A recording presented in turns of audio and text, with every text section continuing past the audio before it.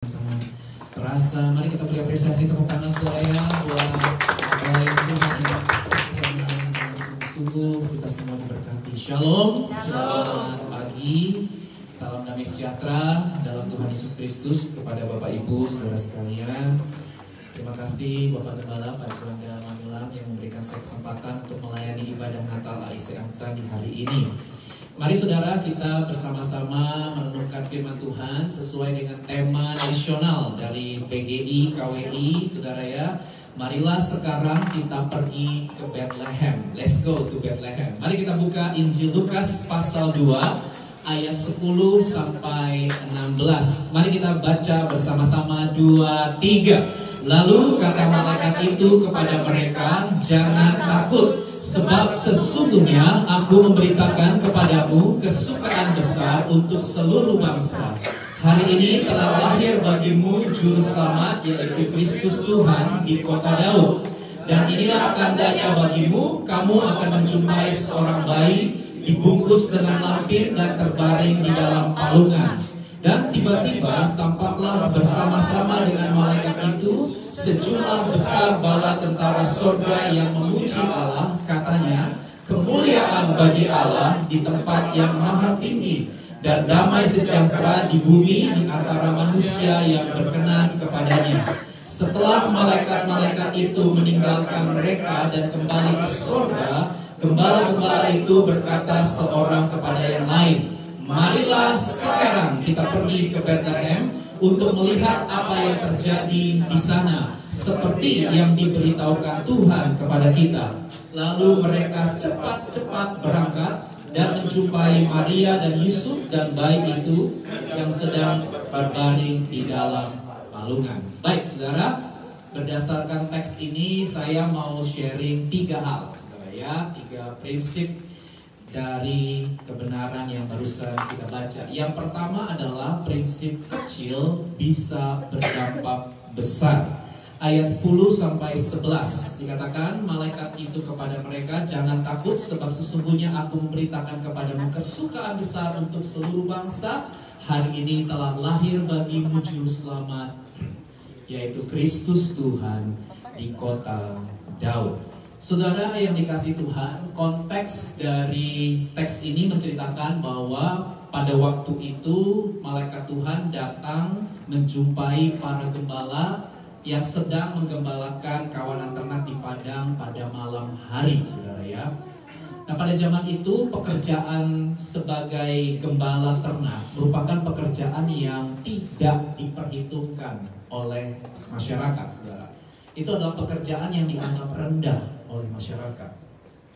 Namun yang menarik, berita mengenai kelahiran Tuhan Yesus Kristus diberitakan oleh malaikat Tuhan kepada para gembala, kepada orang-orang yang tidak diperhitungkan, kepada orang-orang yang dianggap rendah. Ini sebuah berita anugerah, saudara. Di ayat 11 dikatakan, hari ini telah lahir bagimu juru selamat, yaitu Kristus Tuhan di kota Daud. Katakan kota Daud. Kota Daud. Saudara, kota Daud ini penting saudara ya. Kita tahu di 1 Samuel pasal 16 bahwa kota tempat kelahiran dan kampung halaman Raja Daud itu adalah kota Bethlehem, saudara. Dan kelahiran Tuhan Yesus di kota Bethlehem ini sebenarnya merupakan sebuah penggenapan nubuatan. Katakan penggenapan nubuatan. Penggenapan nubuatan dari Nabi Mika 700 tahun sebelumnya. Coba kita lihat Mika pasal 5 ayat 1, saudara. Dikatakan, tetapi engkau, hai Bethlehem Efrata, hai yang terkecil di antara kaum-kaum Yehuda, daripadamu akan bangkit bagiku seorang yang akan memerintah Israel, yang permulaannya sudah sejak purbakala, sejak dahulu kala. Saudara, kaum Yehuda adalah kaum yang tersebar di berbagai tempat, di berbagai kota. Dan Bethlehem itu merupakan salah satu kota dari kaum Yehuda. Dan Bethlehem ini adalah kota yang kecil, saudara. Dibandingkan dengan Yerusalem, Bethlehem itu kalah besar. Ya, saudara, dibandingkan dengan kota-kota lain dan dari penduduk suku kaum Yehuda, Bethlehem ini tergolong sebagai kota yang kecil. Tapi kita semua tahu bahwa Allah melakukan pekerjaan yang indah, saudara, di kota Bethlehem. Allah memilih seorang raja yang bernama Daud. Kita semua tahu kisah Daud. Daud adalah anak yang tersisih dari keluarganya. Daud itu satu-satunya anak yang tidak diundang oleh keluarganya. Ketika Nabi Samuel datang untuk mengurapi salah satu dari anak Isai menjadi raja. Saudara bisa lihat itu di 1 Samuel 16 ayat 11 ya. Waktu itu Nabi Samuel bertanya, udah semua nih ya, udah gak ada lagi nih anakmu ya. Kemudian papanya Daud, Isai berkata, masih sih tinggal satu anakku yang bungsu, tapi dia lagi pergi lagi menggembalakan kawanan domba. Jadi saudara, di sana kita bisa lihat bahwa papahnya Daud tidak melihat Daud sebagai seseorang yang penting untuk diundang. Ketika Nabi Samuel mengundang seluruh anak dari Isai karena dia mau mengurapi salah satu dari anak Isai itu menjadi raja Israel, saudara. Dari sini kita bisa melihat Mazmur pasal 27 ayat 10, Daud menulis, sekalipun ayahku dan ibuku meninggalkan aku, tapi engkau tetap menyambut aku, saudara. Sekalipun Daud dianggap tidak penting oleh keluarganya, tidak dianggap berharga oleh keluarganya, tapi Daud adalah pilihan Tuhan, amin. Ya, Tuhan mengangkat Daud menjadi raja terhebat dalam sejarah Israel, yang membawa Israel mengalami keadilan, kesejahteraan yang gilang gemilang. Dan Tuhan juga berjanji kepada Daud bahwa melalui garis keturunan Daud akan lahir seorang Mesias, seorang pemerintah, seorang penguasa, ya, seorang raja juru selamat yang permulaannya sudah sejak purbakala, sejak dahulu kala, saudara.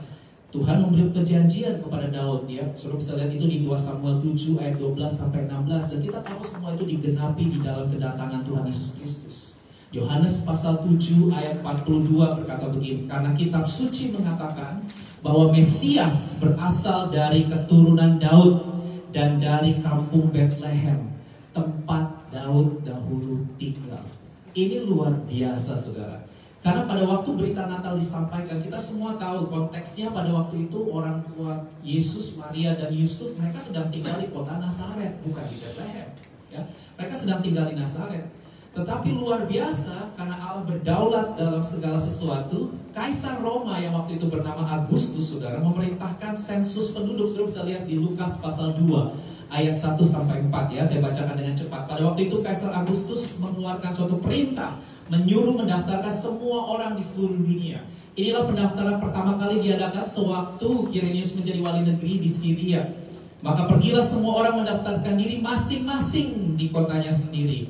Ayat 4, demikian juga Yusuf pergi dari kota Nazaret di Galilea ke Yudea ke kota Daud yang bernama Bethlehem, karena ia berasal dari keluarga dan keturunan Daud. Saudara, ini luar biasa, saudara ya. Natal itu bukan sebuah kisah mitos, tapi sebuah fakta historis. Amin. Karena terjadi betul pada waktu Kekaisaran Roma dipimpin oleh seorang kaisar yang bernama Agustus. Dan Kaisar Agustus waktu itu mau tahu seberapa besar pengaruhnya di dunia ini, di wilayah kekaisarannya. Itu sebabnya dia memerintahkan sensus supaya setiap orang itu kembali ke kotanya masing-masing untuk mendaftarkan diri mereka. Dan Yusuf, papanya Yesus, saudara, itu berasal dari keluarga dan keturunan Daud. Itu sebabnya dia harus pergi ke Bethlehem untuk mendaftarkan diri. Saudara, ini semua cerita tidak terjadi secara kebetulan. Kita percaya bahwa Allah berdaulat atas segala sesuatu, amin. Ya, itu sebabnya Yesus dipastikan lahirnya di kota Bethlehem. Kenapa? Karena Yesuslah yang menggenapi 700 tahun sebelumnya nubuatan dari Nabi Mika. Di Mika pasal 5 ayat 1 yang barusan kita baca. Oke, sekarang apa yang bisa kita pelajari? Saudara, ini sebuah hal yang sangat penting. Bethlehem adalah kota kecil, tetapi Allah melakukan perkara besar justru dalam kemasan yang kecil. Allah nggak pilih Yerusalem, padahal Yerusalem jauh lebih besar dan jauh lebih terkenal. Seharusnya Allah pilih Yerusalem supaya sang juru selamat dunia lebih mudah dikenal oleh banyak orang. Tapi Allah tidak memilih Yerusalem, Allah memilih Bethlehem. Dari sini kita bisa belajar, kecil bisa berdampak besar. Bilang sama kanan kiri, kecil bisa berdampak besar. Amin, saudara. Mungkin ada di antara saudara yang merasa saudara tidak diperhitungkan oleh keluargamu, saudara tidak diperhitungkan oleh orang-orang yang ada di sekitarmu, bahkan orang-orang di sekitarmu memandang saudara dengan sebelah mata gitu ya. Saudara tidak dianggap bahkan, atau mungkin direndahkan oleh orang. Tapi Tuhan bisa memakai saudara yang tidak berharga dan tidak penting di mata orang menjadi pribadi yang berdampak besar bagi banyak orang. Amin, saudara. Jangan pernah meremehkan, saudara, karena hal-hal kecil itu merupakan sebuah sarana yang Tuhan bisa pakai. Kalau saudara perhatikan Alkitab dari kitab Kejadian sampai Wahyu, kita bisa melihat bahwa orang-orang yang Tuhan pakai, orang-orang yang Tuhan pilih, saudara, itu kebanyakan adalah orang-orang yang kecil, yang gak dianggap oleh dunia. Tidak ada satu tokoh pun di Alkitab yang merasa diri mereka hebat dan mampu, karena Tuhan tidak tertarik dengan orang yang merasa dirinya hebat dan mampu. Orang yang merasa dirinya hebat dan mampu tidak akan pernah mau mengandalkan Tuhan. Tapi ketika saudara merasa diri saudara kecil, tidak mampu, maka dari situ kita tahu bahwa di luar Tuhan kita tidak bisa berbuat apa-apa. Itu sebabnya setiap hari kita akan berkata, satu-satunya yang ku andalkan, satu-satunya yang ku percaya, ya, Engkau sumber kekuatan, sumber kedamaian. Lupa saya. Sumber pengharapan. Saudara, mari kita lihat Yohanes pasal 15 ayat 5. Yesus berkata, akulah pokok anggur dan kamulah ranting-rantingnya.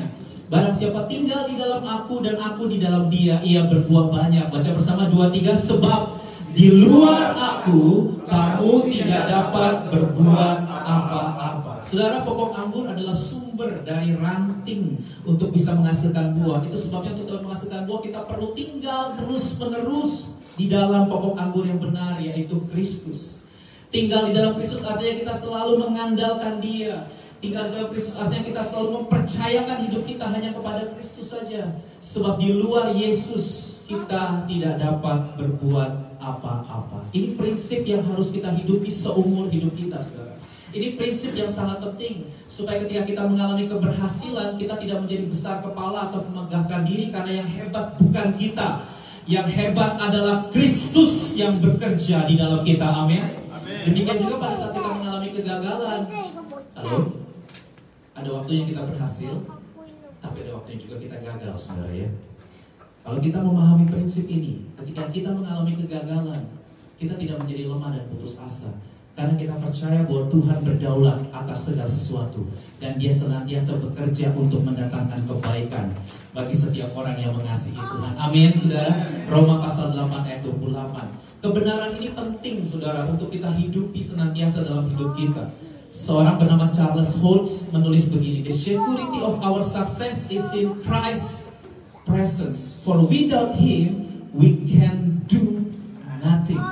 Tanpa Yesus kita tidak bisa berbuat apa-apa.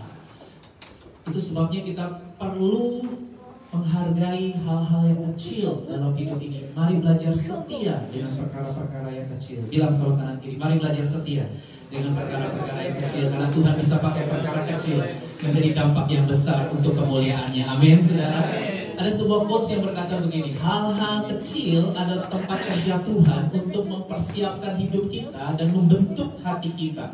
Jangan meremehkan hal-hal yang kecil, karena disitulah Tuhan melakukan karya terbaiknya di dalam diri kita.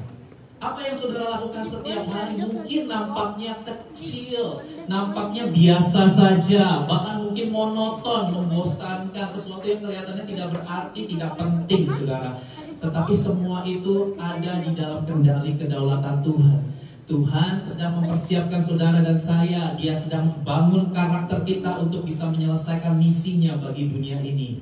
Pergi jadikan semua bangsa muridku. Kita adalah gereja, menjadi murid yang memuridkan. Wow, betul sekali, saudara. Tapi untuk bisa merealisasikan ini diperlukan kerendahan hati. Dan Tuhan senantiasa mempersiapkan hati kita. Tangan Tuhan, ada lagunya ya, sedang merendam suatu karya yang agung mulia. Saatnya kan tiba nanti. Bilang kanan kiri, kau lihat pelangi kasih-Nya. Amin, saudara. Tuhan sedang bekerja untuk mendatangkan kebaikan buat hidup setiap kita. Saudara ingat seorang anak ketika ada 5.000 orang kelaparan, saudara. Ada seorang anak yang membawa 5 roti, 2 ikan kepada Tuhan Yesus. Saudara, saya mau tanya, bagi 5.000 orang, 5 roti, 2 ikan kecil atau besar? Halo? Kecil, saudara. Mana bisa 5 tambah 2 itu 7, bukan 5.000, saudara ya. Kita tahu itu sesuatu yang kecil, itu sesuatu yang ya ampun ya saudara, jelas tidak bisa memberikan makan 5.000 orang, tapi anak itu tetap memberikan kepada Yesus. Dan ketika itu di tangan Yesus, Yesus bisa melipat gandakannya untuk 5.000 orang, bahkan sisa 12 bakul. Saudara, hal yang kecil, hal yang sederhana yang saudara lakukan setiap hari, lakukanlah dengan segenap hati, seperti untuk Tuhan dan bukan untuk manusia. Amin. Ketika saudara bekerja, bekerjalah dengan sungguh-sungguh, bekerjalah dengan tanggung jawab, karena di situ Tuhan sedang mempersiapkan saudara-saudara dan saya untuk sebuah masa depan, untuk misinya bagi dunia ini. Itu sebabnya belajar setia dengan perkara kecil, karena ketika kita setia dengan perkara kecil, Tuhan bisa mengerjakan dampak yang besar bagi banyak orang. Amin. Amin, haleluya. Yang kedua, saudara, prinsip yang bisa kita pelajari adalah kemuliaan Allah dinyatakan. Ayat 13 dan 14 berkata begini, tiba-tiba tampaklah bersama-sama dengan malaikat itu sejumlah besar bala tentara sorga yang memuji Allah, katanya, kemuliaan bagimu di tempat maha tinggi. Kemuliaan bagi Allah di tempat yang maha tinggi, dan damai sejahtera di bumi di antara manusia yang berkenan kepadanya. Saudara, kalimat kemuliaan bagi Allah ini merupakan sebuah ekspresi kekaguman, hormat, dan pujian yang diserukan oleh sejumlah besar bala tentara sorga atas kelahiran Yesus, Sang Juru Selamat, saudara. Dari sini kita bisa memahami bahwa kelahiran Yesus itu memberikan kemuliaan kepada Allah yang sangat tinggi, saudara. Yesus itu memberikan kemuliaan kepada Allah yang sangat tinggi. Itu sebabnya ketika saudara memuliakan Yesus, kemuliaan Allah itu sungguh-sungguh maksimal dalam kehidupan saudara. Karena Yesuslah anugerah terbesar, Yesuslah kemuliaan terbesar bagi Allah, saudara. Karena melalui kelahiran Yesus kita bisa melihat kasih Allah dinyatakan. Melalui kelahiran Yesus kita bisa melihat kemahakuasaan Allah dinyatakan. Dan melalui kelahiran Yesus kita bisa melihat kesetiaan Allah yang dinyatakan, saudara. Kasih Allah, kita tahu semua orang berdosa, upah dosa adalah maut, tapi Allah mengasihi kita. Itu sebabnya Dia mengaruniakan anaknya yang tunggal, menggantikan hukuman dosa kita di atas kayu salib. Dia bangkit pada hari yang ketiga supaya kita pun mengalami kebangkitan tubuh dan hidup selama-lamanya. Semua itu adalah bukti kasih Allah yang terbesar. Kristus adalah kasih Allah yang terbesar. Kemahakuasaan Allah kita tahu dari dulu, sekarang, sampai kapanpun tidak pernah ada seorang perawan bisa melahirkan anak, saudara. Tetapi bagi Allah tidak ada yang mustahil. Amin. Bilang kanan kiri, bagi Allah tidak ada yang mustahil. Ya, semua bisa terjadi di dalam anugerah dan kebesarannya, saudara. Dan kalau kita perhatikan kehidupan Yesus mulai dari kelahiran, pelayanan, kematian, kebangkitan, sampai kenaikannya ke surga, semua itu menggenapi semua yang tertulis di kitab suci, di perjanjian lama yang sudah ditulis ratusan tahun, ribuan tahun yang lalu, saudara, bahwa Sang Mesias akan datang. Ini membuktikan kesetiaan Allah pada perjanjiannya, bahwa apapun yang Dia janjikan pasti akan digenapi, pasti akan terwujud. Kaulah Tuhan yang berjanji, tak sekalipun kau ingkari. Kesetiaanmu sungguh terbukti di sepanjang hidupku. Untuk selamanya ku kan setia melayani, mengasihimu. Tiada Tuhan sepertimu, Yesus. Kau Allahku yang setia. Amin, saudara. Kehadiran Yesus wujud dari kesetiaan Allah buat hidup kita semua. Itu sebabnya kelahiran Yesus memberikan kemuliaan kepada Allah yang sangat tinggi, saudara. Nah, kata kemuliaan itu kata Yunaninya doxa, ya, bicara tentang keberhargaan, kehormatan, kepantasan, kebernilaian. Kemuliaan bagi Allah artinya kita memberikan nilai yang paling tinggi kepada Allah. VVIP, very very important person. Kita memberikan the ultimate value kepada Allah, saudara. John Piper tulis begini, God is most glorified in us when we are most satisfied in Him. Ya, ketika kita berkata Christ is enough for me, Christ is enough for me, everything I need is in you, everything I need. Ya, itu artinya saudara sedang memberikan kemuliaan kepada Allah yang sangat tinggi. Ketika saudara berkata, Yesus engkaulah sukacitaku, Yesus engkaulah rasa amanku, Yesus engkaulah rasa berhargaku, Yesus engkaulah kebahagiaanku, Yesus engkaulah satu-satunya kepuasanku. Itu artinya saudara sedang memuliakan Allah, saudara. God is most glorified in us when we are most satisfied in Him. Tuhan adalah gembalaku, takkan kekurangan aku. The Lord is my shepherd, I have all that I need. Semua yang aku butuhkan ada di dalam Kristus. Dan ini yang akan membebaskan kita dari semua dosa. Kesombongan, iri hati, kepahitan, percabulan, semua itu akan terlepas begitu saja dalam hidup kita ketika kita puas di dalam Tuhan. John Piper pernah tulis juga, sin is what you do when your heart is not satisfied with God. Dosa adalah sesuatu yang kita lakukan ketika hati kita nggak puas dengan Tuhan. Kita cari berhala kenyamanan, kita cari berhala pengakuan orang, kita cari berhala penerimaan orang. Itu sebabnya kita jatuh dalam berbagai macam dosa. Karena kita nggak puas dengan Tuhan. Kita mencari selingkuhan-selingkuhan yang lain. Itu sebabnya kita terjebak dalam berbagai macam dosa. Tapi ketika saudara mengalami perjumpaan dengan Yesus, saudara mengalami hadiratnya yang memuaskan saudara, kasihnya, kesetiaannya, ya, hadirat Tuhan yang begitu kuat kita alami setiap hari, maka saudara akan melihat kehidupan saudara menjadi ciptaan yang baru. Yang lama sudah berlalu, sesungguhnya yang baru sudah datang. Amin, saudara. Ada sebuah quotes berkata begini, when we are willing to give up something for the sake of God, we acknowledge the preciousness of His glory, saudara.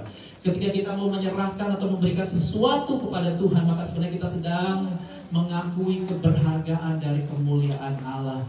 Saudara, ketika perasaan saudara lagi gak enak, tapi saudara tetap berkata, aku tetap mau mengucap syukur.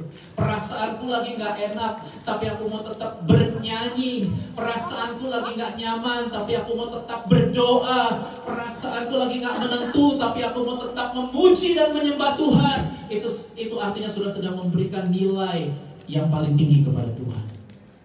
Karena berarti Tuhan lebih tinggi dari perasaan kita. Tuhan lebih tinggi dari kenyamanan kita. Tuhan lebih tinggi dari segala sesuatu yang ada di dalam hidup kita.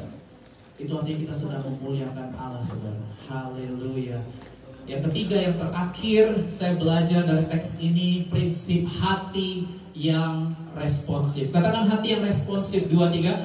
Hati yang responsif. Di ayat 15-16 berkata begini, setelah malaikat-malaikat itu meninggalkan para gembala kembali ke sorga, gembala bergala itu berkata seorang kepada yang lain, haleluya, marilah kita pergi ke Bethlehem, ya, dalam terjemahan baru Indonesia edisi kedua. Marilah sekarang kita pergi ke Bethlehem untuk melihat apa yang terjadi di sana seperti yang diberitahukan Tuhan kepada mereka. Lalu mereka cepat berangkat dan menjumpai Maria dan Yusuf dan bayi itu yang sedang berbaring di dalam palungan. Saudara, saya tertarik dengan kata sekarang. Katakan sekarang. Dan kata cepat berangkat. Ini menurut saya penting, saudara, ya. Kata sekarang dan cepat berangkat itu bicara mengenai respon yang gercep, gerak cepat, ya. Nggak pakai lama, saudara, ya. Bilang sama kanan kiri, nggak pakai lama, nggak ada tunda-tunda, ya. Ya, kita harus gercep sama Tuhan, amin. Kita harus jadi orang Kristen yang gercep, saudara. Artinya hati kita harus selalu ready. Hati kita harus selalu siap untuk meresponi panggilan Tuhan. Kan ada lagu sekolah minggu, dengar dia panggil nama saya, dengar dia panggil namamu. Kita jawab apa? Ku jawab ya. Itu gercep itu, ya. Ku jawab ya. Ku jawab yes, ya. Ku jawab ya Tuhan. Ku jawab ya. Amin. Setiap kali Tuhan panggil saudara dan saya, setiap kali kehendak Tuhan dinyatakan dalam hidup saudara dan saya, jangan pernah tunda-tunda. Amin. Kita harus mentaati kehendak Tuhan, panggilan Tuhan. Kapan? Sekarang. Kapan waktu yang terbaik untuk menyembah Tuhan? Sekarang. Kapan waktu yang terbaik untuk mengasihi Tuhan dan sesama? Sekarang. Kapan waktu yang terbaik untuk menjadi saksi, melayani dan menjadi berkat? Sekarang, saudara. Ya, karena ketaatan itu haruslah sekarang. Kalau saudara tunda, itu namanya ketidaktaatan. Ketaatan yang sudah tunda artinya ketidaktaatan. Ketaatan yang berkenan di hadapan Tuhan adalah ketaatan yang sekarang. Marilah sekarang, dan mereka cepat-cepat berangkat. Saudara, kita semua tahu kehendak Tuhan ada di Alkitab. Ketika saudara baca Alkitab, saudara dengar khotbah, itu adalah kehendak Tuhan yang sedang disampaikan. Jangan keraskan hatimu. Responi pembacaan Alkitab saudara, responi pemberitaan firman yang disampaikan, responi itu dengan cepat dan katakan, ya Tuhan, terjadilah padaku sesuai dengan kehendak-Mu. Saudara, itulah yang akan mengubah kita, saudara. Itulah yang akan membuat kita mengalami transformasi dalam hidup kita. Dan yang menarik adalah kalimat ini nih di ayat 15. Berkatalah mereka seorang kepada yang lain. Nah, saya suka ini kalimat ini, saudara ya. Dari sini kita bisa belajar bahwa untuk kita bisa taat pada firman Tuhan, taat pada kehendak Tuhan, dibutuhkan support system, saudara.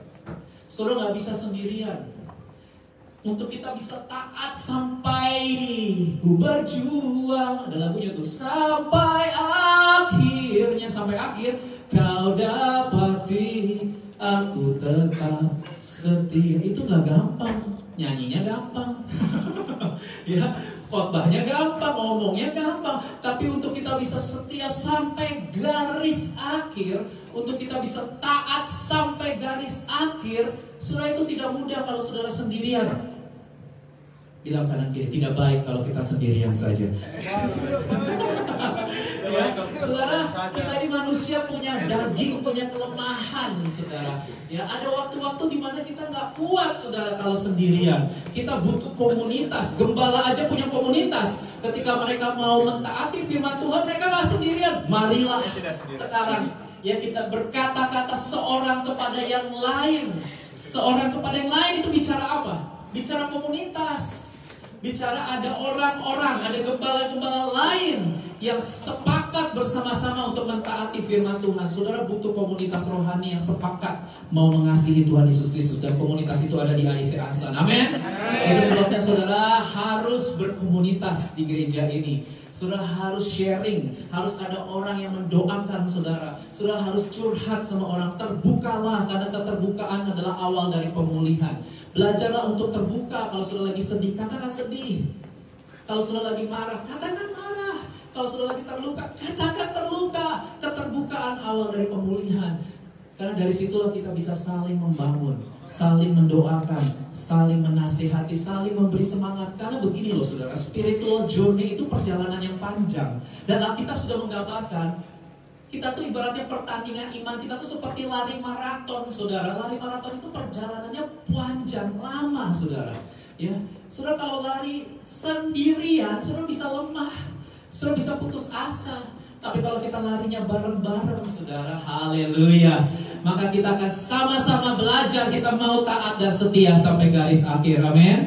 Marilah kita semakin bersemangat. Jangan menjauhkan diri dari pertemuan-pertemuan ibadah seperti yang dibiasakan oleh banyak orang. Tapilah kita mari semakin giat melakukannya menjelang hari Tuhan yang mendekat, saudara. Dan ini ayat terakhir saya, saudara, di ayat 17 sampai 18, ya. Dikatakan begini, dan ketika mereka melihat Yesus, mereka memberitahukan apa yang dikatakan kepada mereka tentang anak itu. Dan semua orang mendengarnya heran tentang apa yang dikatakan gembala-gembala itu kepada mereka. Saudara, ini luar biasa ya. Ketika para gembala datang dan melihat Yesus secara pribadi, artinya mereka mengalami personal encounter, mereka mengalami perjumpaan dengan Yesus secara pribadi, saudara. Dikatakan mereka tidak diam saja menikmati itu, tidak, tapi mereka segera pergi dan membagikan, memberitakan kabar sukacita itu kepada banyak orang. Artinya saudara, kita bisa belajar satu hal di sini, bahwa Natal bukan hanya bicara kita datang dan melihat, tapi Natal juga bicara pergi dan bagikan. Bilang sama kanan kiri, pergi dan bagikan. Amin. Saudara, kita menjadi murid untuk memuridkan. Amin. Kita diberkati untuk menjadi berkat. Kita disembuhkan supaya kita juga bisa menyembuhkan. Kita dikuatkan supaya kita juga bisa menguatkan orang lain. Jesus for everyone. Kita harus memperkenalkan Yesus kepada setiap orang, saudara. Tidak ada lagi banyak waktu. Tak ada banyak waktu. Giatlah dan jangan lalai. Pekerjaan besar menunggu ladang. Siap dituya, ya. Tanggalkan segala beban dan dosa yang merintangi. Sama-sama. Berlari pada tujuan panggilan surgawi. Biarlah rohmu menyala-nyala dan layanilah Tuhan. Sama-sama. Biarlah rohmu menyala-nyala dan layanilah Tuhan. Saudara, amin. Biarlah rohmu menyala-nyala dan layanilah Tuhan. Amin, saudara. Hari-hari ini kita sedang hidup di masa penuaian jiwa yang terbesar dan yang terakhir. Kita percaya bahwa ke depan adalah tahun penuaian. Saudara, akan banyak jiwa-jiwa yang Tuhan percayakan. Dan tuaian itu ada di sekitar kita, karena Yesus berkata tuaiannya banyak, tapi pekerjaannya sedikit, saudara. Tuaiannya banyak, ada di pabrik saudara, ada di tempat-tempat di kerumunan banyak orang. Ini tuaian semua, saudara. Tapi pekerjanya sedikit. Makanya Yesus bilang, mintalah kepada sang empunya tuaian supaya dia mengirimkan pekerja-pekerja itu. Dan marilah kita berkata kepada Tuhan, Tuhan, akulah pekerja tuaian itu. Akulah orang-orang yang mau dipakai oleh Tuhan untuk memuridkan orang-orang yang ada di sekitarku. Mau, saudara? Amin. Marilah kita pergi ke Bethlehem, bicara tentang 3 hal. Yang pertama, kecil bisa berdampak besar. Setialah dengan perkara kecil. Yang kedua, kemuliaan Allah dinyatakan di dalam Yesus Kristus, karena Yesuslah anugerah terbesar dalam hidup kita. Dan yang terakhir adalah, mari kita meresponi berita Natal ini. Bukan hanya untuk diri kita sendiri, tapi kita meresponi berita Natal ini juga untuk orang-orang yang ada di sekitar kita. Dan jangan pernah menunda, tapi marilah kita meresponinya sekarang. Katakan, Tuhan, pakailah aku untuk menjadi berkat bagi orang-orang yang ada di sekitarku. Amin. Untuk firman Tuhan, mari kita berdoa.